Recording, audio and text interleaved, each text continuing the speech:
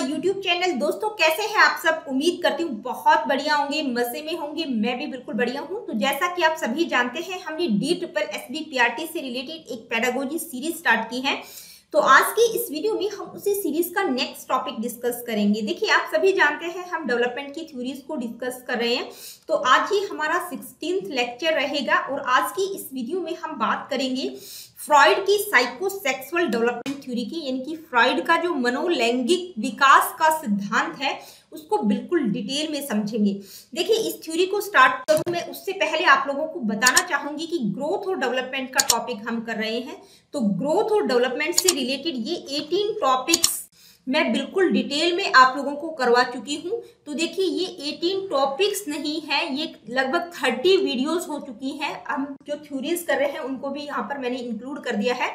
तो ग्रोथ और डेवलपमेंट से रिलेटेड ये 30 वीडियोस हैं। तो आप इनको सभी को देखिएगा क्योंकि टोटल आपका ग्रोथ और डेवलपमेंट बिल्कुल डिटेल में कंप्लीट हो जाएगा। तो चलिए स्टार्ट करते हैं आज की इस वीडियो को। आज की इस वीडियो में हम सिगमंड फ्रॉइड की साइकोसेक्सुअल थ्योरी को बिल्कुल डिटेल में समझेंगे, लेकिन इससे पहले हम बात करेंगे सिगमंड फ्रॉइड के बारे में जिन्होंने इस थ्योरी को प्रपोज किया है। तो देखिए, सिगमंड फ्रॉइड एक ऑस्ट्रियन न्यूरोलॉजिस्ट थे और फाउंडर रहे हैं वो किसके? साइको एनालिसिस के, जो कि ह्यूमन पर्सनैलिटी को समझने का टोटली इंटायरली एक न्यू अप्रोच है। ठीक है, साइको एनालिसिस क्या होता है, यानी कि मनोविश्लेषणवाद क्या है, ये मैंने आप लोगों को जब संप्रदाय करवाए थे साइकोलॉजी के, उसमें आप लोगों को डिटेल में करवाया हुआ है। उनका क्या मानना है? उनका मानना है कि किसी भी व्यक्ति की जो अर्ली चाइल्डहुड एक्सपीरियंस होते हैं, यानी कि बचपन के जो अनुभव होते हैं, स्पेशली जब वो अपने पेरेंट्स के साथ रहता है, किस तरह के उसकी रिलेशनशिप रहे हैं, वो किसी भी व्यक्ति के व्यवहार और उसकी पर्सनैलिटी को बहुत ज्यादा प्रभावित करते हैं, इन्फ्लुएंस करते हैं। तो फ्रॉइड ने साइकोसेक्सुअल स्टेजेस की बात की है। उनका मानना है कि बच्चों को सेक्सुअल ग्रेटिफिकेशन मिलता है बॉडी के डिफरेंट पार्ट से, और बाल्यावस्था के दौरान वो 5 साइकोसेक्सुअल स्टेजेस के थ्रू गुजरते हैं जो आगे एक एडल्ट पर्सनैलिटी को शेप देते हैं। ठीक है, तो फ्रॉइड के द्वारा जो 5 साइकोसेक्सुअल डेवलपमेंट स्टेजेस की बात की गई है उनको हम बिल्कुल डिटेल में समझेंगे, लेकिन उससे पहले इस थ्योरी में जो 3 इंपॉर्टेंट टर्म्स यूज हुई हैं उनको समझना बहुत जरूरी है। तो कौन कौन सी वो 3 टर्म्स हैं यहाँ मैं आप लोगों को बता रही हूँ। पहली है लिबिडो। देखिए, लिबिडो पर फ्रॉइड ने बहुत ज्यादा फोकस किया है। लिबिडो क्या है? Libido is nothing but the sexual energy, जो कि हर स्टेज में डिफरेंट होगी। ठीक है, तो उन्होंने इसको प्राइमरी फोर्स कहा है जो कि ह्यूमन बिहेवियर को ड्राइव करती है। और जो है फ्रॉइड का मानना है कि व्यक्ति की जितनी भी डिजायर्स होती हैं उन सब का सोर्स क्या है? लिबिडो। नेक्स्ट टर्म है फिक्सेशन। देखिए, आपको हर स्टेज में ये फिक्सेशन वर्ड सुनाई देगा। तो फिक्सेशन का मतलब क्या होता है ये आप यहाँ पर अच्छे से समझ लीजिए। फिक्सेशन का मतलब जो लिबिडो है, जो सेक्सुअल अर्ज है, जो सेक्सुअल एनर्जी है, अगर वो स्टक हो जाती है, यानी कि किसी एक पर्टिकुलर स्टेज पर वो रुक जाती है, तो उसको इन्होंने फिक्सेशन कहा है। नेक्स्ट टर्म है इरोजिनस जोन। देखिए, इरोजिनस जोन का मतलब क्या है? बॉडी का वो एरिया, बॉडी का वो पार्ट जो कि सेक्सुअल स्टिमुलेशन के प्रति सेंसिटिव होगा। ठीक है, उसको इन्होंने इरोजिनस जोन मिला है, यानी कि बॉडी का वो पार्ट जिसमें बच्चे को सेक्सुअल ग्रेटिफिकेशन मिलेगा। और फ्रॉइड का मानना है कि ये जो इरोजिनस जोन है ये हर स्टेज पर डिफरेंट होगा, हर स्टेज का डिफरेंट इरोजिनस जोन रहेगा। फ्रॉइड ने ह्यूमन माइंड को आइसबर्ग के मेटाफोर से कंपेयर किया है, यानी कि उन्होंने माइंड की 3 लेवल्स की बात की है। कौन कौन सी? कॉन्शियस, प्री कॉन्शियस और अनकॉन्शियस। ठीक है, ये 3 लेवल्स उन्होंने माइंड के बताए हैं। तो यहाँ पर ये जो आइसबर्ग दिखाई दे रहा है, इसमें जो टॉप आइसबर्ग है ये क्या है? कॉन्शियस माइंड को रिप्रेजेंट करता है। जो सबमर्ज पार्ट है ये है प्री कॉन्शियस माइंड को रिप्रेजेंट करता है, और जो सबसे नीचे वाला पार्ट है वो क्या है? Unconscious mind. ठीक है, तो फ्रॉइड ने माइंड के 3 लेवल्स की बात की है, कॉन्शियस, प्री कॉन्शियस और अनकॉन्शियस। यानी कि मन की तुलना उन्होंने बर्फ से की है। यानी कि जैसे अगर बर्फ को अगर आप पानी में डालेंगे तो उसका जो 90% भाग है वो पानी के अंदर रहता है, ये 90% पार्ट है। जो 10% भाग है वो पानी से ऊपर रहता है, जिसको उन्होंने कॉन्शियस माइंड का नाम दिया है। और जो सब कॉन्शियस है वो क्या है? इन दोनों के बीच की अवस्था है। किसके बीच की? कॉन्शियस और अनकॉन्शियस माइंड के बीच की जो अवस्था है उसको उन्होंने सबकॉन्शियस या प्री कॉन्शियस जिसको हिंदी में हम कहेंगे अर्धचेतन मन। अब कॉन्शियस, प्री कॉन्शियस और अनकॉन्शियस माइंड का मतलब क्या है, इनको हम समझते हैं वन बाय वन। सबसे पहले बात करेंगे कॉन्शियस माइंड की। तो देखिए कॉन्शियस माइंड में हमारे थॉट्स और परसेप्शंस आ जाते हैं। ये लॉजिक से रिलेटेड होता है, यानी कि हर चीज को हम अवेयर होकर करते हैं।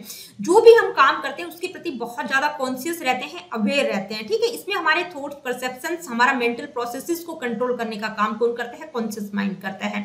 जैसे अगर आप पहली बार गाड़ी चलाना सीख रहे हैं तो बिल्कुल आप अवेयर होकर हर काम करेंगे, ठीक है। ये क्या है, ये कॉन्शियस माइंड है। इसके बाद है प्री कॉन्शियस माइंड। देखिए इसको सबकॉन्शियस भी कह सकते हैं, यानी कि अवचेतन अवस्था या अर्धचेतन अवस्था हिंदी में कहेंगे, जिसमें हमारी मेमोरीज और स्टोर्ड नॉलेज होती है। जो नॉलेज या मेमोरीज होती है उनको हम कॉन्शियस माइंड में ला सकते हैं जब हम चाहें। इसको एक एग्जाम्पल से समझते हैं। मान लीजिए आप कार चलाना सीख चुके हैं, आपको गाड़ी चलाना बहुत अच्छे से आता है।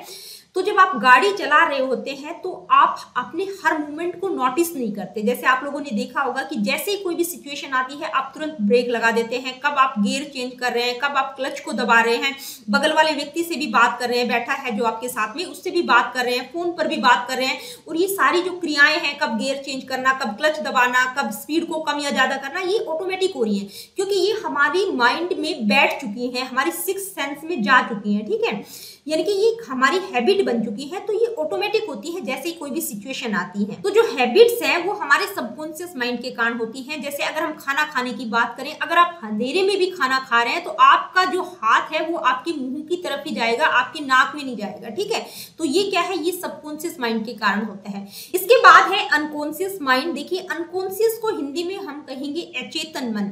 तो अनकॉन्शियस माइंड पर फ्रॉइड ने सबसे ज्यादा फोकस किया है। उनका मानना है कि हमारे बचपन की जो इच्छाएं थी, जो चाइल्डहुड एक्सपीरियंसेस थे, वो दब गए थे किसी कारण से, जिनको हम पूरा नहीं कर पाए थे, वो हमारे अनकॉन्शियस माइंड में चले जाते हैं। हमारी पेनफुल मूवमेंट्स, हमारी पेनफुल मेमोरीज, हमारे फियर, हमारी सेल्फिश मोटिव्स, हमारी इंस्टिंक्ट्स, ठीक है, हमारी प्रवृत्तियां, ये सारे हमारे अनकॉन्शियस माइंड का पार्ट होती है। ये हमारे अनकॉन्शियस माइंड में चली जाती हैं। फ्रॉइड का मानना है कि जो हमारा अनकॉन्शियस माइंड है वो ही हमारे बिहेवियर और हमारी पर्सनालिटी को शेप देता है, क्योंकि जब बच्चा बड़ा हो जाता है तो ये सारी चीजें उसके व्यवहार में झलकती हैं। तो ये था फ्रॉइड का आइसबर्ग मॉडल, जिसमें उन्होंने ह्यूमन माइंड को आइसबर्ग के मेटाफोर से कंपेयर करने की कोशिश की है। देखिए फ्रॉइड का आइसबर्ग मॉडल बहुत ही इंपॉर्टेंट है। आपको किसी भी कॉम्पिटेटिव, किसी भी टीचिंग एग्जाम में इससे रिलेटेड क्वेश्चन देखने को मिल जाएंगे। तो ये आपको कॉन्शियस, अनकॉन्शियस, सबकॉन्शियस माइंड होता क्या है, इसके बारे में आपको पता होना चाहिए। आगे बढ़ते हैं। अब हम बात करेंगे फ्रॉइड से रिलेटेड 3 इंपॉर्टेंट कॉन्सेप्ट्स जो कि उनके द्वारा बताए गए हैं, ईड, ईगो, सुपर ईगो। तो देखिए यहाँ पर मैं बिल्कुल डिटेल में नहीं समझाऊंगी, क्योंकि ईड, ईगो, सुपर ईगो को बिल्कुल डिटेल में मैं फ्रॉइड की जो साइको एनालिटिक थ्योरी है पर्सनालिटी की, उसमें मैं डिटेल में करवा चुकी हूँ। यहाँ ऊपर आई बटन पर आप क्लिक करके इन तीनों कॉन्सेप्ट्स को डिटेल में समझ सकते हैं। यहाँ सिर्फ एक बेसिक नॉलेज के बारे में मैं आप लोगों को बता रही हूँ कि ईड, ईगो, सुपर ईगो का मतलब क्या है। तो ईड क्या है, देखिए ईड का मतलब I want that right now. देखिए जो ईड होता है वो बहुत एग्रेसिव होता है। अगर आप लोगों ने न्यू बोर्न बेबी की पर्सनैलिटी को देखा होगा तो वो क्या है, ईड है, ठीक है। यानी कि वो अपनी हर नीड को सेटिस्फाई करने की कोशिश करता है बाय हुक एंड क्रूक। यानी कि बच्चे को अगर दूध चाहिए होता है तो वो बिल्कुल रोना शुरू कर देगा जब तक उसको दूध नहीं मिलेगा, ठीक है। तो गलत या सही तरीके से अपनी नीड्स को सेटिस्फाई करना, ये क्या है, ईड है। ईड किस पर काम करता है, प्लेजर प्रिंसिपल पर काम करता है, यानी कि उसको इमीडिएट सेटिस्फेक्शन चाहिए होता है। और सुपर ईगो क्या है, सुपर ईगो का मतलब good people don't think about those things. यानी कि जो सुपर ईगो है वो टोटली मोरलिटी के प्रिंसिपल पर काम करता है। वो कहता है कि जो गलत है वो बिल्कुल गलत है, बिल्कुल सही कार्य ही करना चाहिए। वो टोटली मोरलिटी, वैल्यूज बेस्ड है। और ईगो क्या है, let's figure out a way work together. यानी कि इन दोनों के बीच, ईड और सुपर ईगो के बीच क्या करता है, बैलेंस बनाने का काम कौन करता है, ईगो करता है। एक मीडिएटर का काम करता है, रियलिटी के प्रिंसिपल पर काम करता है। यानी कि थोड़ा सा ईड को झुका देता है, थोड़ा सा सुपर ईगो को। तो ईगो का मेन मकसद क्या होता है, ईड को सेटिस्फाई करना, लेकिन साथ ही सोसाइटी के जो नॉर्म्स होते हैं उनको भी फॉलो करना होता है। तो एक बैलेंस बनाने का काम करता है ईड और सुपर ईगो के बीच। तो ये था ईड, ईगो, सुपर ईगो। अब हम बात करेंगे फ्रॉइड की साइकोसेक्सुअल डेवलपमेंट थ्योरी में जो 5 स्टेजेस बताई गई हैं उनकी, यानी कि ह्यूमन डेवलपमेंट की जो 5 साइकोसेक्सुअल स्टेजेस की बात फ्रॉइड के द्वारा की गई है वो कौन कौन सी है। पहली स्टेज है ऑरल स्टेज, दूसरी है एनाल स्टेज, थर्ड है फॉलिक स्टेज, इसके बाद है लेटेंसी स्टेज और 5th नंबर की स्टेज है जेनाइटल स्टेज। तो फ्रॉइड के द्वारा जो 5 साइकोसेक्सुअल डेवलपमेंट स्टेजेस की बात की गई है, इनको हम 1 बाय 1 समझते हैं। पहली है ऑरल स्टेज। तो देखिए इस स्टेज की अगर हम एज रेंज की बात करें तो क्या है, birth to 1 years. Erogenous zone क्या रहेगा, माउथ, यानी कि वो एरिया, वो बॉडी पार्ट जो एक बच्चे को सेक्सुअल ग्रेटिफिकेशन, सेक्सुअल फीलिंग देता है। तो अगर हम इस स्टेज की बात करें तो इस स्टेज में जो इन्फेंट होता है वो ओरल प्लेजर उसको किसके थ्रू मिलता है, सकिंग, बाइटिंग, टेस्टिंग, यानी कि हर चीज को वो सक करने की कोशिश करता है, माउथ में डालने की कोशिश करता है। यानी कि बच्चे के पास अगर आप कुछ भी चीजें डाल देंगे, कुछ खिलौने डाल देंगे, कुछ भी देंगे, तो हर चीज को उठाकर मुंह में डालने की कोशिश करता है। तो जो बच्चा है वो ऐसा क्यों करता है, क्योंकि ऐसा करने से उसको प्लेजर और कंफर्ट मिलता है। ठीक है, अपने वर्ल्ड को समझने की कोशिश करता है, अपने वर्ल्ड से इंटरेक्ट होने की कोशिश करता है थ्रू द माउथ। ये कौन कह रहे हैं, फ्रॉइड कह रहे हैं। ठीक है, अब फ्रॉइड का मानना है कि अगर इस स्टेज में कोई साइकोलॉजिकल कॉन्फ्लिक्ट अराइज होता है तो वो किसके कारण होगा, यानी कि बच्चे के जो रिलेशनशिप है वो उसके पेरेंट्स और उसके प्राइमरी केयर गिवर्स के साथ किस तरह के हैं, ये इस चीज पर डिपेंड करेगा। फॉर एग्जाम्पल, अगर बच्चे को ओवर फेड किया जाता है, या तो बच्चे का बहुत ज्यादा ध्यान रखा जाता है, या उसका जो नरिशमेंट है वो प्रॉपर तरीके से नहीं किया जाता, तो यहाँ पर इस स्टेज में एक ऑरल फिक्सेशन डेवलप होगा। ठीक है, यानी कि यहाँ पर बच्चा रुकावट महसूस करेगा और उसके व्यवहार में कुछ इस तरह की एक्टिविटीज दिखाई देंगी, जैसे कि वो ओवर ईटिंग, स्मोकिंग और बाइटिंग देयर नेल्स, इस तरह की एक्टिविटीज, इस तरह की हरकतें वो करने की कोशिश करेगी। इसके बाद नेक्स्ट स्टेज है एनाल स्टेज। देखिए एनाल स्टेज की अगर हम बात करें तो एज रेंज क्या रहेगा, 1 to 3 ईयर्स। इरोजिनस जोन क्या रहेगा, एनस एंड ब्लैडर, यानी कि इरोजिनस जोन जो है माउथ से शिफ्ट होकर किस पर आ गया है, एनस एंड ब्लैडर। तो फ्रॉइड का क्या मानना है, फ्रॉइड का मानना है कि इस स्टेज में जो प्राइमरी फोकस रहता है वो बाउल मूवमेंट पर कंट्रोल करना बच्चे को सिखाया जाता है। साथ ही बच्चे को टॉयलेट की ट्रेनिंग भी दी जाती है, यानी कि टॉयलेट ट्रेनिंग यहाँ पर बच्चे को दी जाती है ताकि बच्चे में एक इंडिपेंडेंस की सेंस पैदा हो। तो इस स्टेज में बच्चे को बाउल मूवमेंट और टॉयलेट ट्रेनिंग दी जाती है। तो अगर बच्चा ये सारी चीजें नहीं सीख पाता है तो यहाँ पर एक साइकोलॉजिकल कॉन्फ्लिक्ट पैदा हो जाएगा। तो फ्रॉइड का मानना है कि यहाँ पर अगर पेरेंट्स बच्चे के प्रति बहुत ज्यादा, यानी कि उसकी टॉयलेट ट्रेनिंग के प्रति बहुत ज्यादा स्ट्रिक्ट है, तो यहाँ पर बच्चे में फिक्सेशन डेवलप हो जाएगा और बच्चे की जो पर्सनालिटी डेवलप होगी वो किस तरह की रहेगी, देखिए किस तरह की पर्सनालिटी डेवलप होगी, एनाल रिटेंटिव। ठीक है, एनाल रिटेंटिव पर्सनालिटी यहाँ पर बच्चे की डेवलप होगी, जिसके कारण बच्चा बहुत ही ऑर्डरलीनेस, ऑब्सेसिव और स्टिंगीनेस रहेगा। यानी कि स्टिंगीनेस का मतलब बहुत ज्यादा कंजूस होगा, 1 रुपया भी उसको खर्च करना होगा तो बहुत सोच समझ के करेगा, ऑर्डर्स के प्रति बहुत ज्यादा स्ट्रिक्ट रहेगा। अगर पेरेंट्स बच्चे की टॉयलेट ट्रेनिंग के प्रति बहुत ज्यादा लीनियंट है तो यहाँ पर बच्चे की जो पर्सनालिटी डेवलप होगी वो किस तरह की रहेगी, एनाल एक्सपल्सिव। ठीक है, एक्सपल्सिव पर्सनालिटी यहाँ बच्चे की डेवलप होगी, जिसके कारण जो बच्चा होगा वो बहुत ही डिसऑर्गेनाइज हो सकता है, रूल्स को फॉलो नहीं करेगा, सेल्फ कंट्रोल उसका नहीं रहेगा, बहुत मैसी या डिसऑर्गेनाइज वो हो सकता है। नेक्स्ट स्टेज है फॉलिक स्टेज। देखिए फॉलिक स्टेज की अगर हम बात करें तो यहाँ पर एज रेंज रहेगी 3 to 6 ईयर्स और इरोजिनस जोन रहेगा जेनाइटल्स, यानी कि यहाँ पर जो सेक्सुअल इंपल्सिस हैं वो शिफ्ट हो जाती हैं फ्रॉम एनस टू जेनाइटल।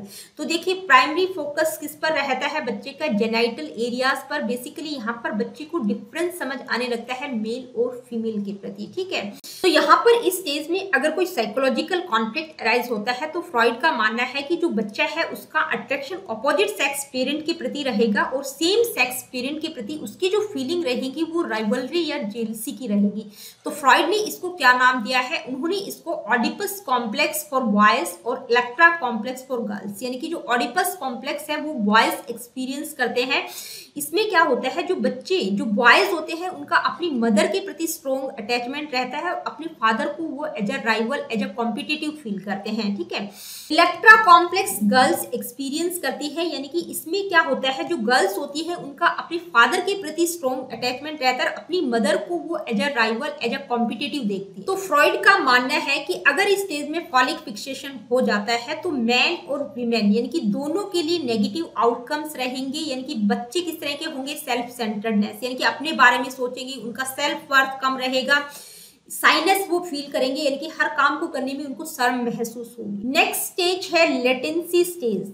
देखिए इसका अगर हम एज रेंज की बात करें तो एज रेंज है 6 टू प्यूबर्टी और इरोजिनस जोन रहेगा सेक्सुअल फीलिंग्स आर इनएक्टिव। देखिए यहाँ पर जो सेक्सुअल फीलिंग्स होंगी बच्चे की वो इनएक्टिव हो जाती है, सुप्रेस हो जाती है, दब जाती है। लेटेंट का मतलब ही क्या होता है, हिडन। ठीक है, तो इस स्टेज में क्या होता है, यानी कि इस स्टेज में जो बच्चे होते हैं उनका जो मेन फोकस होता है वो सेक्सुअलिटी से हटकर किस तरह की सोशल और कॉग्निटिव स्किल्स यहाँ पर बच्चे में डेवलप होती है। इस स्टेज में बच्चे जो है किस तरह की एक्टिविटीज पर फोकस करते हैं, अपने दोस्तों के साथ खेलना, नई नई चीजें सीखना, नई चीज को एक्सप्लोर करना, अपने इंटरेस्ट को एक्सप्लोर करने की कोशिश करते हैं।